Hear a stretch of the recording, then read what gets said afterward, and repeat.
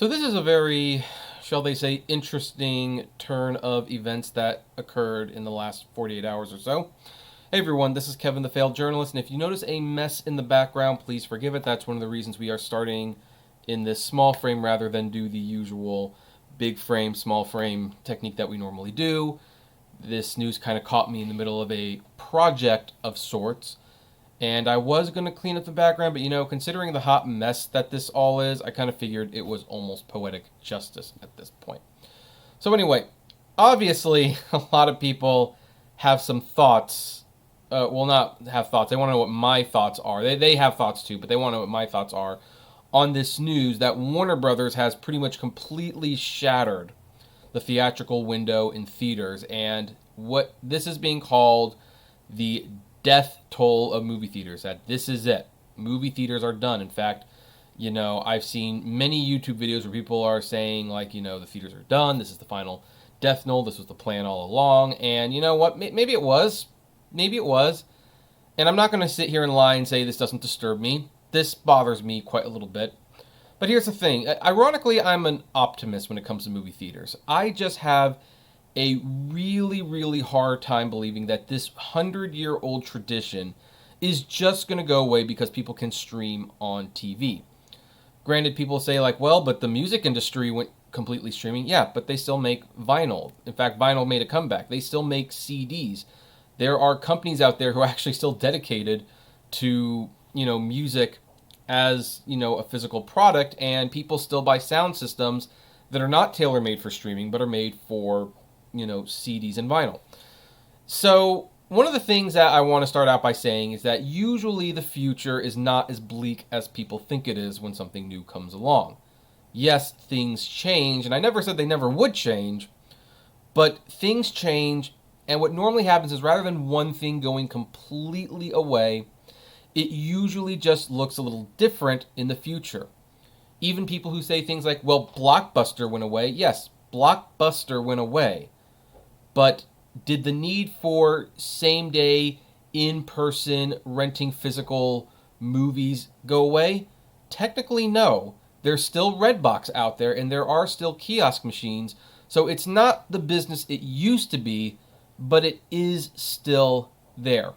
Now, before we talk about my thoughts on where I think this is going, and I am, for the most part, very unhappy about this, make no mistake, I think they are definitely shooting themselves in the foot a little bit. Let's look at what some of the things Warner Brothers said.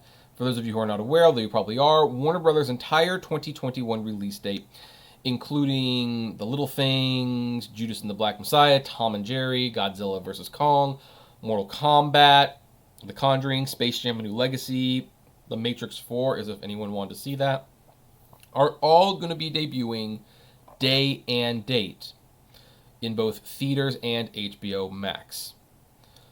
Now, I do have to say that if there had been one little thing different about this announcement, this would not be seen as much of an attack as it is now. It still would have been seen as an attack on the movie theaters, but had Warner Brothers announced that, hey, we're going to be switching to a model for the near future where the theaters will get the movies for 30 days, and then it'll go on HBO Max for 30 days, and then it will go on physical media. That might be one thing. I don't know.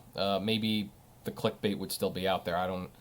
But the fact that it's debuting day and date in theaters is what really caught people's eyes. The movies will all come out on HBO Max and the movie theaters on day one. After 30 days, the movies will leave HBO Max and they will be in the theaters exclusively for 3 weeks. And then after that, then they can put it on premium video on demand and physical media. No word on when they will return to HBO Max. And it's pretty clear what is going on right now. Warner Brothers wants to prop up HBO Max. They want to be a big player. They've only got about 8 to 9 million subscribers. That's CBS All Access numbers, and they want to be in the leagues of Disney Plus and Netflix, which have 78 million roughly and 195 million subscribers, respectively. And of course, they're using the theaters as a way to prop that up. And they're pretty much knowing that theaters are in a bad position where they will pretty much take anything. For the record, AMC's CEO, Aaron Adam, has decried this move, but he didn't say he would boycott Warner Brothers. He said he's immediately reached out to Warner Brothers to talk about new arrangements for showing these movies, which means probably a bigger take of the box office tickets. And the Cinemark CEO says that they will be looking at this on a film-by-film basis. So the movie theaters are not embracing this model, but knowing that this is probably the only product they're going to get from the studios for quite a while, they're kind of more willing to do this, and who knows, that might hurt them more in the long run. I don't know. Now, you might have be asking me, well, didn't you make a movie a few weeks ago, like not a movie, a video a few weeks ago, about why I thought the Wonder Woman day and date thing was very theater friendly, and I believed that for one movie. I believe for one movie during this time, that was actually very pro-theater, because it still meant that theaters got a chance to show their movie while they also, recovered some of their losses through HBO Max subscriptions. But someone probably crunched the numbers and realized what I had said. These numbers were not going to stick, and in fact, most people would probably just cancel their HBO Max subscriptions. How should I put it? Once they watched Wonder Woman as many times as they want. And so this might be a way to get people to keep those subscriptions.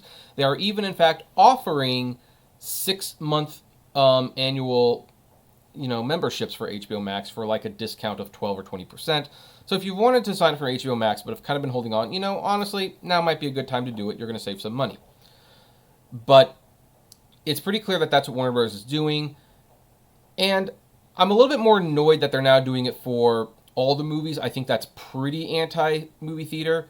But then the fact that they are still putting them in the theaters can't be understated, because, I think when Disney talks about Black Widow, they will probably be doing that straight to Disney Plus, unfortunately. So we have to keep that in mind. Now, what Warner Brothers has said, we're living in unprecedented times which call for creative solutions, including this new initiative for the Warner Brothers Pictures Group. No one wants films back on the big screen more than we do. We know new content is the lifeblood of theatrical exhibition, but we have to balance this with the reality that most theaters in the U.S. will likely operate at reduced capacity through 2021. With this unique one-year plan, we can support our partners in exhibition with a steady pipeline of world-class films, while also giving moviegoers who may not have access to theaters or aren't quite ready to go back to the movies the chance to see our amazing 2021 films. We see this as a win-win for film lovers and exhibitors, and we're extremely grateful to our filmmaking partners for working with us on this innovative response to these circumstances. Now, there's a few things about this statement that I want to unpack. First of all, unprecedented times call for creative solutions. I actually agree with this, and so I'm not opposed to this per se on that level. Now, this thing, no one wants films back on the big screen more than we do. Now, granted, I know that a lot of the cynics and the pessimists are saying, yeah, but why would people go to the theaters to see movies when they're free on HBO Max or part of a subscription service? I hear them, but I'm going to cautiously optimistically say that they agree with this, because outside of Disney, Warner Brothers has had more billion-dollar films than anyone else in the movie theaters. And in fact, Warner Brothers even has an art of releasing a mid-tier budget film from like Clint Eastwood or something that costs like $10 million to make, and putting it in theaters, and it makes $200 million. I mean, that's not money you want to scoff at. And then once you put it on streaming and DVD, it's gravy at that point. And the fact that Warner Brothers was the studio who got the theaters reopened, they committed Tenet to movie theaters. They knew they were going to lose a lot of money on it. They lost more than they thought, but they knew they were going to lose money on it, and they did it anyway. Shows that I think Warner Brothers does care about theatrical, and in fact, if they really wanted to make this all about HBO Max, they probably would have just said, hey, all of our 2021 films are just going to go to HBO Max, and they would have just pulled the plug on the whole thing. The fact that they are still trying to do a hybrid release of some sort shows that this is an acknowledgement that the theaters are still very much important to them. So I do think, again, that they have a funny way of showing it to a certain extent, because I don't think you need to do this for the whole year. I think 6 months, and of course we don't even know if this experiment's going to work for Wonder Woman. If Wonder Woman 84 comes out and it does not increase the amount of subscribers the way that Warner Brothers or AT&T wants, like if HBO Max does not have 50 million subscribers after Wonder Woman comes out, then you might see them start to backpedal on this a little bit because it might not be doing what they hope. But anyway, let's see, with this unique 1-year plan. Now, this one's been criticized the most because I've heard the phrase, you can't put the genie back in the bottle. And I'm going to tackle on that in a minute, but I don't think that's actually entirely possible. I don't even understand that saying, to be honest. Because when you let the genie out of the bottle, if clearly no one's read the book, how do you put the genie back in the bottle? You make 3 wishes, and then the genie goes back in the bottle. So, this might be a situation where it's like, hey, you do a few tweaks, and then the genie goes back in the bottle. But again, I will address that in a second. And they say we can support our partners in exhibition with a pipeline of world-class films. And yes, they can, because these movies will be going to theaters if they choose to show them. And then, of course, there are people who might not be comfortable going back to theaters. So, yes, it gives them a choice. Now, I don't know if this is like necessarily a win-win for film lovers and exhibitors unless they give up something for the exhibitors. As Dan on Charts pointed out, a lot of money is being taken out of the pot for the theaters. Now, if movie theaters say you're going to get, like, say, 65% of the tickets sales or 70% of the ticket sales, that might be enough for the movie theaters to make a go of this. They might even be able to sell the tickets for these movies at a reduced price because they make their money on the snacks. And again, as I point out in my other video, I think a lot of people would rather see Wonder Woman 84 in the theaters as opposed to a TV screen. If you don't want to see it in the theaters, you're probably not that interested in the movie experience in the first place, which means you're probably going to be on your phone or vaping during the movie, and maybe I don't want you there anyway. Now, the most interesting part is we're extremely grateful to our filmmaking partners for working with us on this innovative response to these circumstances. There's a lot of talk coming out that, the filmmaking partners were not consulted and the theater exhibitors weren't consulted, and that might, by the way, be what kind of brings a lot of this to a standstill, because a lot of these movie contracts are complicated. Like, they have stars who are banking on bonuses from box office receipts. And there are partners who have product placement in movies with the knowledge that this is going to be a theatrical movie. And when you technically take that away, when you make it day and date, that's not what they signed on for, and there might be some pushback on that level. So, it does say in this article, to get theaters on board and allow Warners to break the theatrical contract for Wonder Woman, the studio is giving cinemas a more generous cut of the ticket sales. Theater chains are receiving as much as 60% of revenues, but sources say that won't be the case for upcoming releases, which I think it will be. I think they're going to be giving up 70% or something. If they want the movie theaters to actually advertise HBO Max, they might be giving up to 70 or even 80% of the ticket sales. Who knows? So here's the thing. Let's talk about the first thing. Will movie theater exhibition actually rebound? Well, there's already suggestions that they will do. It's kind of interesting that animated movies have been like such a major talking point for the theatrical exhibition industry, because Trolls World Tour is what kicked off this whole "Are movie theaters dead?" with its straight to premiere video on demand. But then Croods 2 made a heck of a lot more money than even the most optimistic projections. Most people said, hey, at most, Croods 2 will make $10 million.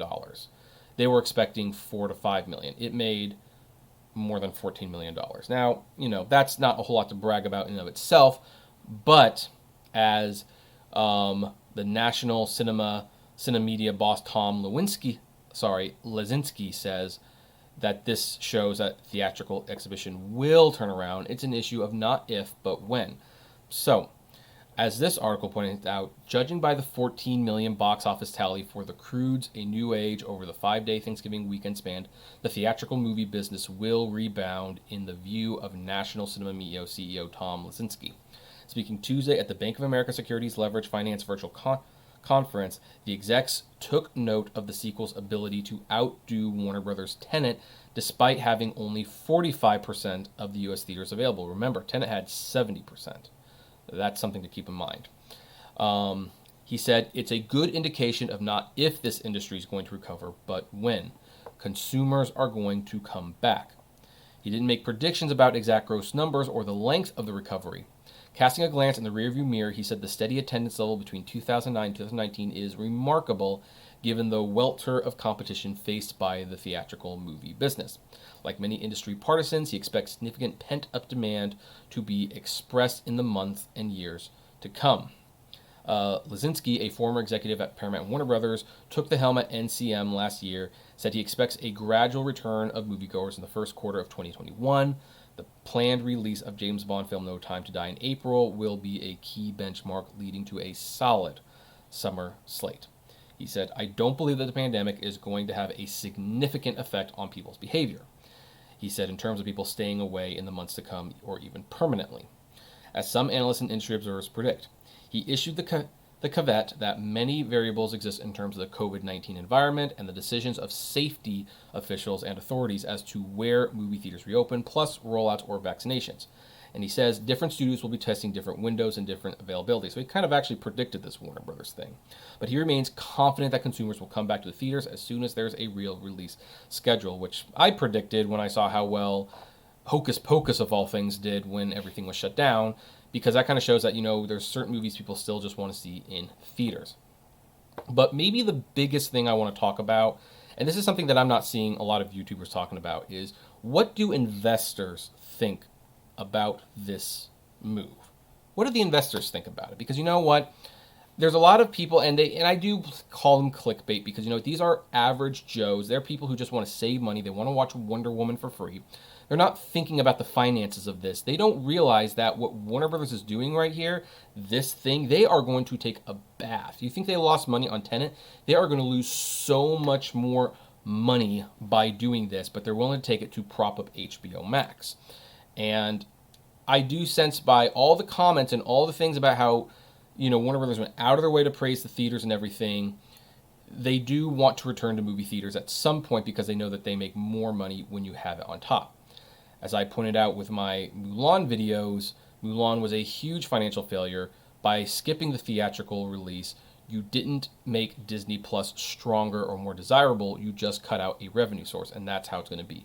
But what do investors think? Well, let's look at AMC stock first, which, again, all these companies, I actually own stock in all of them.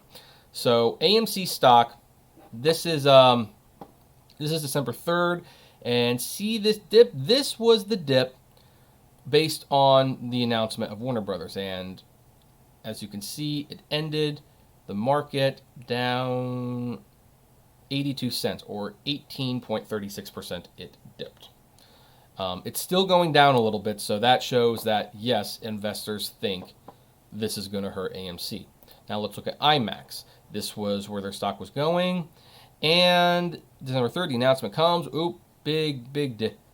I want to make sure that it's just December 3rd. And December 3rd, at the end of the day, it closed at 7.45% lower, a $1.14 loss per share.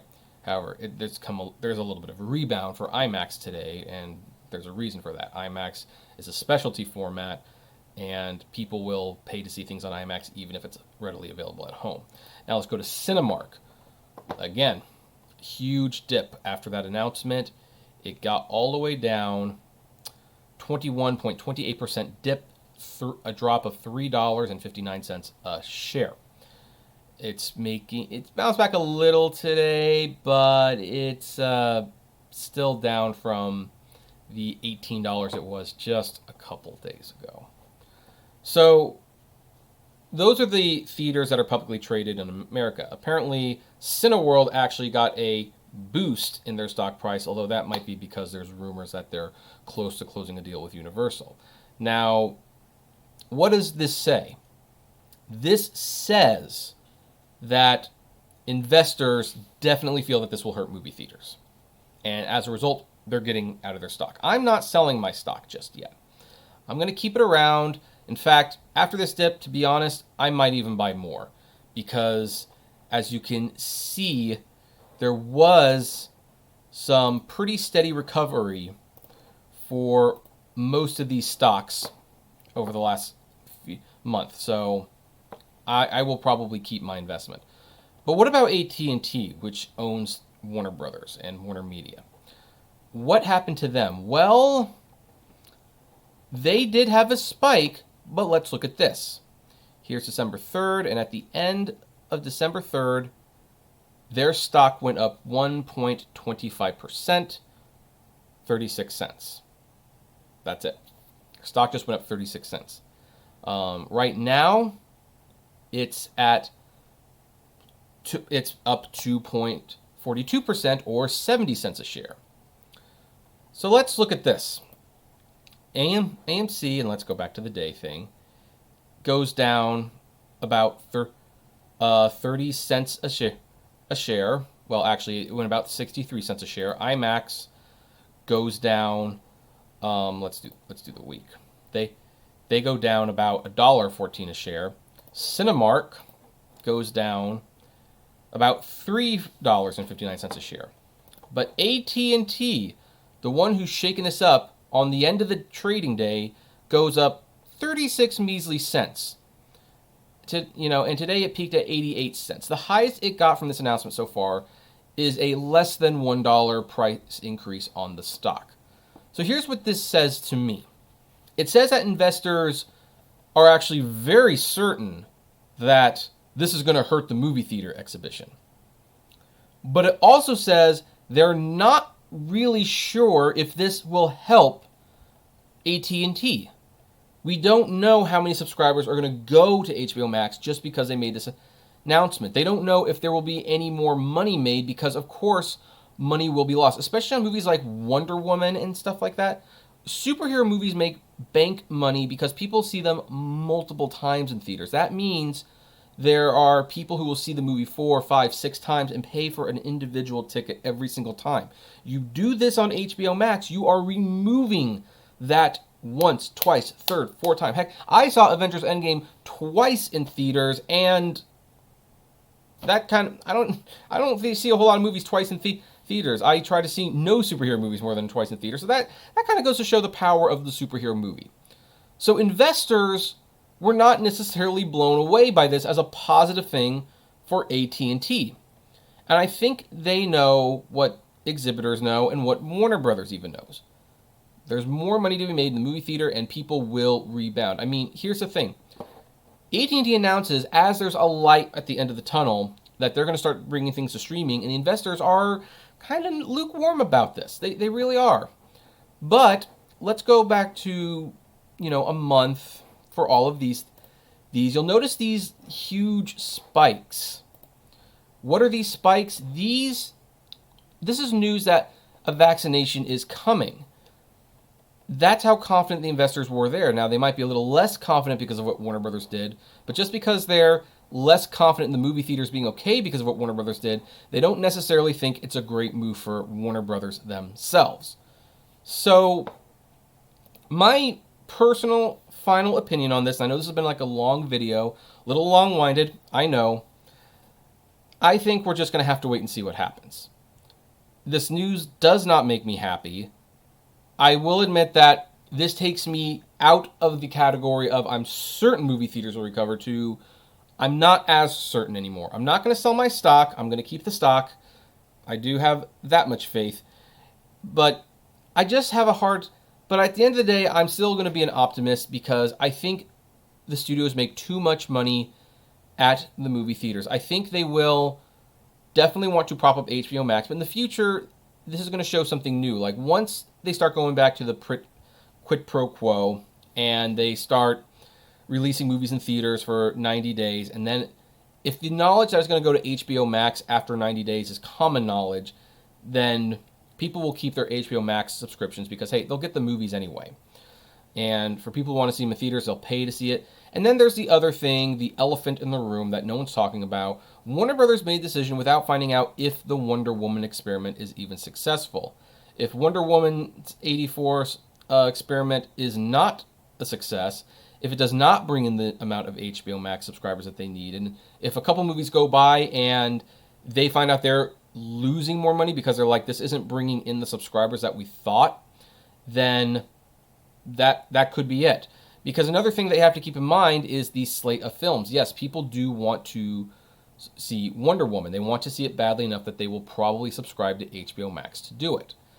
But do they necessarily want to keep that HBO Max subscription to watch Tom and Jerry and Godzilla versus Kong, which people didn't seem to really want to see in the first place because they released 2 other Godzilla movies and those weren't very successful. So who knows? Like, it's going to be several months before the next must-see big-budget film even comes out. And if this experiment is not working and the movie theaters are definitely recovering, Warner Brothers might very well put the brakes on this and say, you know what? We're done. We're done. We're washing our hands. This didn't work the way we thought it would, and they're going to move on. So we just don't know how this is going to play out. I wouldn't panic just yet. I'd be concerned, but don't panic just yet. At the end of the day, it's just about dollars and cents. I mean, we saw that Disney released Mulan as a premiere access thing, and there was threats that this was going to be the future. And then what happened? It didn't do very well, and now Disney's just basically giving away Soul for free. And that's what happened. So we'll just have to see if this is even a success, and Warner Brothers can change their plans. You know, the movie theaters still have some leverage because the fact that Warner Brothers wants to keep them in theaters, that would still... If all the theaters basically said they're not going to do it unless they're getting like 80% of the ticket sales under this scenario, who knows? Warner Brothers might cancel the whole release strategy. We're just going to have to wait and see. In the meantime, I would like to know what you all think about this. Comment below, like, favorite. You know, actually, before we go on, let me mention one more thing. Some people are probably going to mention that, well, this is where the music industry went, where it all went to streaming. Yes, it did. But who lost in that one? The record companies and the artists, because now music is pennies on the dollar, and the only people that really benefit is Spotify and some other music streaming services, like Apple Music. The record industry played their cards poorly, and the film industry could very well head down that same path, but they might be looking a little closer, and hopefully they will, if that is what's happening, they will see what's happening and they will change course. Anyway, now, what do you think about this? Comment below, like, favorite, share, subscribe. Now I've got the hiccups. And as always, flame responsibly. Merry Christmas.